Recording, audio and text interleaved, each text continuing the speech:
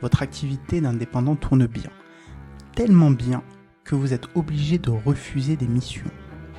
Imaginez maintenant que vous êtes par exemple développeur freelance. Vous rencontrez une start-up de renom. Durant le premier entretien, tout se passe bien. À la fin de celui-ci, on vous envoie un test technique pour évaluer vos compétences.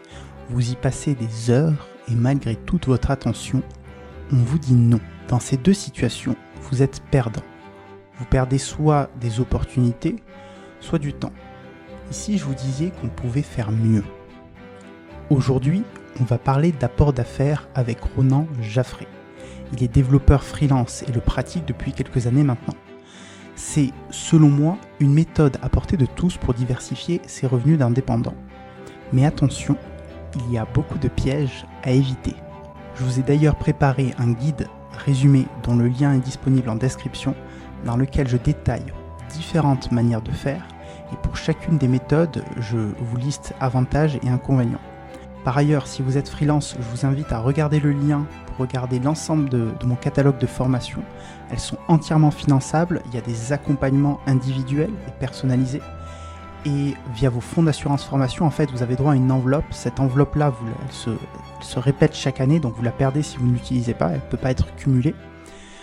Évidemment, vous pouvez vous renseigner et me contacter à cette adresse email pour savoir si vous êtes éligible ou non à un financement de formation. Sachez que ça n'engage absolument rien et que c'est totalement gratuit.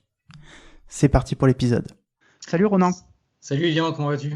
Bah écoute, ça va très bien. Est-ce que tu peux te présenter s'il te plaît? Oui, alors moi je suis Ronan Jaffré, j'ai environ une dizaine d'années d'expérience en .NET et en React, et je suis freelance depuis à peu près 5 ans.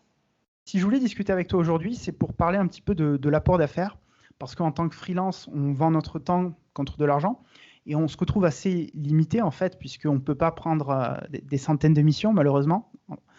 Et l'idée c'est de dire, ok, certes on a ces limitations-là, mais on a d'autres cartes à jouer, notamment l'apport d'affaires, et on a échangé ensemble la semaine dernière, si je ne dis pas de bêtises, et tu m'as expliqué que tu le faisais, mais tu le faisais d'une manière un petit peu différente de ce que j'avais pu entendre jusqu'à présent. Du coup, je suis très curieux d'en discuter avec toi et que tu nous partages un petit peu ta manière de fonctionner aujourd'hui. Ok. En fait, si je peux t'expliquer finalement un peu mon histoire. Lorsque je suis passé freelance, j'étais freelance en .NET. J'ai travaillé pour certaines boîtes en régie. Bon, et comme tu le dis, j'avais que 24 heures par jour de disponible. Et vu que c'est de la régie, tu échanges effectivement du temps contre de l'argent. Et il y a un moment où tu es capé niveau chiffre d'affaires. Le créneau du freelance montait beaucoup à ce moment-là. Je me suis dit j'allais prendre des freelances, j'allais les placer chez des clients. Alors, côté freelance, vu que j'étais un peu sur le champ de bataille, je voyais qui était freelance, comment convaincre des CDI à passer freelance, etc. Je connaissais leur disponibilité, à peu près leur TJM, ce qu'ils recherchaient sur Bordeaux, parce que moi j'habite sur Bordeaux. Par contre, côté client, c'est vrai que j'avais pas forcément la fibre commerciale, j'avais pas forcément le bagou aussi pour discuter avec des DSI ou des agents d'affaires. Donc je me suis dit, je vais peut-être discuter finalement avec le commercial qui me place. Donc j'avais trouvé quelqu'un qui revenait de Montréal d'ailleurs, j'ai vécu là-bas aussi, pour le placer, pour l'envoyer à mon commercial qui lui allait finalement le placer chez un client. D'accord. Donc on a décidé d'un tarif. Le problème c'est que mon commercial prenait sa marge, la marge habituelle. Moi, je prenais ma marge et du coup, ça faisait une marge totale à 25%. C'était plutôt très élevé. C'est bien environ, c'est plutôt 15-20 points pour les freelances. 25, c'était vraiment trop pour lui. Donc, il fallait trouver une autre solution. La solution qu'on a décidé avec mon commercial, c'est plutôt que je prenne un pourcentage de la marge de mon commercial. Comme ça, le consultant, lui, ça ne change rien du tout. Moi, je gagne un peu, et le commercial, lui, ça développe un peu ses affaires finalement. Donc, on était tous les trois gagnants. Ok, donc quelque part, le commercial va baisser un petit peu sa marge. Tout à fait. Toi aussi, quelque part, puisque tu prenais 10%, et donc tu prends. Est-ce que tu peux nous donner le pourcentage que tu prends sur le pourcentage du commercial? Il n'y a pas de règle, hein, parce que de toute façon, les règles, Tout est négociable? tu les définis, c'est ça, tu négocies. Mais moi, je prends 20% de la marge. C'est ça. C'est pas beaucoup, c'est sûr. Après, je n'ai plus rien à gérer, c'est-à-dire une fois que j'ai fait la mise en relation, parce que c'est ça, c'est de la mise en relation, mis à part dire coucou de temps en temps, est-ce que ça se passe bien, est-ce que tu cherches ailleurs, etc. Tu n'as rien à gérer, c'est pas toi qui envoie les factures, qui reçoit les factures du consultant et qui les renvoie. Donc tu gères pas finalement la trésorerie, puis te dépêcher à vite faire le virement auprès du consultant. Mhm. Tu as juste finalement à envoyer ta facture au commercial en disant salut, il a fait combien de jours? Tu envoies avec le TJM, enfin ta marge finalement, et c'est fini. Mhm. Ta valeur ajoutée, quelque part à toi, elle est dans ton réseau de développeurs que tu connais non seulement en termes de relations, mais aussi en termes de compétences, de prix. Et donc, tu vas pouvoir aider le commercial à trouver plus rapidement un développeur disponible et prêt à faire une mission. Et lui, il est prêt à te rétribuer un pourcentage de ses gains pour ce service-là. Tout à fait, parce que le commercial, lui, forcément, il a plein de consultants, il ne discute pas forcément avec eux tous, en même temps, donc il ne connaît pas forcément les disponibilités. Moi, vu que je les côtoie, salut, tu vas bientôt quitter la mission, est-ce que tu veux autre chose? On discute finalement. Comment tu essaies de développer du coup ton réseau pour essayer de trouver le maximum de gens à placer, etc. L'outil formidable, c'est LinkedIn, hein, évidemment. Ouais, bien Je sûr. la rajoute rapidement. Voilà, on discute. Puis des fois, je reprends contact aussi, juste pour discuter avec la personne, parce que c'est toujours sympa de discuter avec des confrères. Mhm. Et des fois, salut, je vais quitter ma mission. Voilà, ça peut arriver comme ça. J'ai adopté une posture un petit peu différente de la tienne, dans le sens où ce que j'ai voulu faire, moi, c'était tout maîtriser, entre guillemets, c'est-à-dire trouver le client et trouver le prestataire, le freelance, et faire le matching. Et plutôt que de sous-traiter, donc je facture moi le client final et ensuite je vais reverser un salaire, entre guillemets, enfin pas vraiment un salaire, mais le montant de la somme au freelance. Moi, ce qui me gênait avec ce modèle-là, c'est qu'il y a une grosse somme qui va transiter par mois. Et problème de trésorerie, etc., je voulais éviter ce genre de problème-là. Voilà. Et donc, ce que je vais faire plutôt, c'est que je vais faire signer un contrat d'apport d'affaires au freelance en lui disant, écoute, tu me dois pour cette mise en relation 10% par exemple de ton TGM, et derrière, je vais le refacturer. Alors, ça peut être une solution. Ouais, c'est une bonne solution qui t'évite en fait d'avoir ce problème de trésorerie. Le seul point négatif, c'est quand tu as des personnes, par exemple, qui sont, tu sais, en micro-entreprise, forcément, eux, ils vont payer des charges sociales sur tes 10%. Ils ne peuvent pas les déduire. Donc là, ça peut être un petit peu gênant pour eux. Il y en a qui sont réticents, ce qui est normal, puisque ça leur coûte plus que 10% du coup. Mais c'est un modèle qui peut être intéressant, puisque comme toi aussi, je suis confronté, enfin, je rencontre des gens via LinkedIn, etc. Et je me dis, OK, cette personne, elle a du mal à trouver des missions.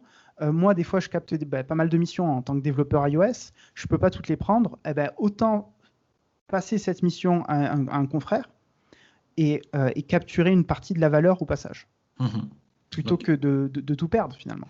Comme tu l'as dit, effectivement, soit tu fais une relation commerciale comme beaucoup de font, donc tu envoies la facture, tu reçois la facture de ton consultant et tu la renvoies au client, sauf que tu vas avoir un problème de trésorerie si tu payes ton consultant plus tôt, avant de recevoir la facture. Oui. Par contre, si tu le fais en même temps, tu n'as pas de souci. Va, ouais. Tu vas avoir des petits frais de banque, des frais de mouvement qui sont très minimes, hein, mais tu les auras un peu. Bon, ça c'est le mieux. D'ailleurs, si tu fais ça, tu vas pouvoir mieux facturer, avoir une meilleure marge. Parce que tu fais le boulot de commercial, le boulot de Exactement. Voilà, tu fais les deux taf. Soit effectivement tu fais ta méthode et effectivement tu as un souci par contre avec les consultants qui sont en micro-entreprise, ceux qui sont en SASU ou en URL, il n'y a aucun souci. Et l'autre solution que moi j'ai adoptée, donc c'est plutôt envoyer la facture à l'entreprise qui place, au client finalement.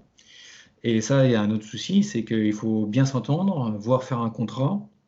Moi je t'avoue, j'ai pas fait de contrat parce que j'ai de bonnes relations avec l'entreprise avec laquelle je travaille. Mais si rien n'est écrit, tu peux avoir des soucis, effectivement. Bien sûr. Et même si c'est écrit, des fois, tu ne sais pas ce que peuvent faire les gens. Enfin, j'ai interviewé un autre freelance il y a enfin non, c'était en décembre. Michael Azerrad, je ne sais pas si ça dit quelque chose. Bien sûr, bien sûr. Et il me racontait qu'il y avait un de ses clients à lui qui ne l'avait pas payé. C'était une ESN, en fait, il passait apparemment, c'était un montage avec 2 ESN, etc., un truc assez complexe. Et il n'avait pas été payé alors qu'il avait un contrat, etc. Il lui devait, je crois, 20 000 euros. Et il avait intenté une action en justice. Il avait gagné son action en justice. Il avait payé 5 000 euros de frais d'avocat et il n'avait quand même pas été payé. Parce que l'entreprise avait fermé et que du coup, comme l'entreprise est fermée, ils n'ont aucun moyen finalement de récupérer l'argent. Problématique. Donc finalement, même quand tu prépares tout, etc., tu as les contrats, tu as tout qui est bien, tu as toujours quand même le cas, tu sais, un petit peu le edge case, si je puis dire, dans lequel tu vas tomber ou que tu peux tomber et boum, là, tu perds tout, quoi. Mais ça fait partie du jeu. Ça fait partie du jeu, malheureusement. Comment est-ce que tu as créé cette relation, toi, avec les commerciaux? Comment est-ce que tu les as trouvés? Comment tu travailles avec eux? Parce que c'est super intéressant, finalement, que tu aies réussi à créer de toi-même cette relation-là et que tu aies eu même ce réflexe de dire, OK, attends, je capte des missions. Comment est-ce que je peux en capter une partie de la valeur? Comment tu t'es dit, OK, je vais aller discuter avec ce commercial-là et je vais lui proposer ce deal? Parce que c'est pas un réflexe qui est commun, hein, surtout chez les développeurs en freelance, quoi. Alors, il y avait plusieurs choses. La première, c'est une bonne bière, ça aide beaucoup. Je pense que tout le monde est d'accord. Deuxième chose, c'est que la boîte était relativement jeune et avait besoin d'élargir finalement son réseau de consultants. OK. Et ils étaient cool. Donc, on est tous les deux gagnants. Il y a un point intéressant dans le métier du recrutement qu'on ne voit pas forcément lorsqu'on est freelance et en particulier développeur, je pense. C'est le travail nécessaire et que ça demande pour les recruteurs. Moi, au début, j'avais une image assez péjorative des recruteurs en me disant, bon, ils font juste de la mise en relation, ils prennent un pourcentage de ce que je gagne quand même assez important. Finalement, est-ce que ce ne serait pas des voleurs, quoi, un petit peu? Il y a vraiment cet aspect-là. Et quand j'ai fait le métier de recruteur, je me suis rendu compte vraiment, j'ai une vision globale du problème et de ce métier qui est vraiment pas évident, en fait. Et pour revenir sur mon expérience, sur 3 développeurs que je contacte, il y en a un qui essaie de me voler le nom du client pour me contourner, pour pas me payer ma commission. Il y en a un autre qui est pas bon en vente, qui va avoir du mal à se mettre en avant, etc. Et qui va, même si je fais la mise en relation, on va louper le truc. Et le troisième, généralement, une personne où ça se passe bien et effectivement, il va y avoir une mise en relation et ça va bien se dérouler. Mais du coup, on n'a pas forcément cette vue, nous, en tant que freelance, de cette position de recruteur qui doit jongler avec des freelances d'un côté qui essaient de l'arnaquer ou qui vont pas arriver à se vendre, etc. Donc, choisir le bon freelance à placer chez un client. Derrière, des clients qui ont besoin d'un freelance tout de suite, qui vont mettre une pression dingue, il nous faut quelqu'un pour demain, etc., dépêchez-vous, qui, lorsqu'on va leur amener un freelance, ne vont plus donner de nouvelles du jour au lendemain. Et donc finalement, en tant que recruteur, le sentiment que j'ai eu, c'est qu'on travaille beaucoup sans gagner d'argent. Oui, c'est beaucoup de travail de sourcing. Beaucoup de travail de sourcing des deux côtés, côté freelance, côté client, donc une veille commerciale, etc. Et on ne gagne pas à tous les coups, contrairement à nous, quelque part, notre job de freelance, où finalement on va être payé, lorsqu'on a signé le contrat, on est payé au temps passé, donc même si on est payé, quoi. Alors qu'en tant que recruteur, finalement, il n'y a pas de garantie. Est-ce que tu as fait d'autres types d'apports d'affaires de ton côté? Effectivement, j'ai fait d'autres affaires comme ça. Il y a ce qu'on appelle les recruteurs classiques qui, eux, vont placer une personne en CDI chez le client. Il suffit que la période d'essai soit passée, donc c'est 3 ou 4 mois, sauf s'il est renouvelé. Et tu peux toucher, alors moi j'ai négocié 12, mais en général c'est plutôt 15 ou 20, voire 20 points du salaire brut du consultant. Ce qui représente une jolie somme. C'est une jolie somme, c'est du one-shot, effectivement. C'est du one-shot et c'est pas sur la durée, donc un freelance peut faire gagner plus, hein, s'il reste 2 ans sur sa mission, par exemple. C'est quoi la durée moyenne des freelances, enfin des missions sur lesquelles tu vas positionner des freelances? En fait, ça dépend. Il y a des gens qui restent 3 mois. mission Ok. courte, ou alors ça leur plaît pas simplement. Mhm. Et d'autres qui restent 1 an, 2 ans. Ok. Et en moyenne, il y a une médiane à combien de temps, tu le sais à peu près? Je dirais entre 6 et 1 an peut-être. Si c'est un an. D'accord. Voilà. Ok. Faut trouver les clients qui sont plutôt stables dans leur récit. C'est-à-dire?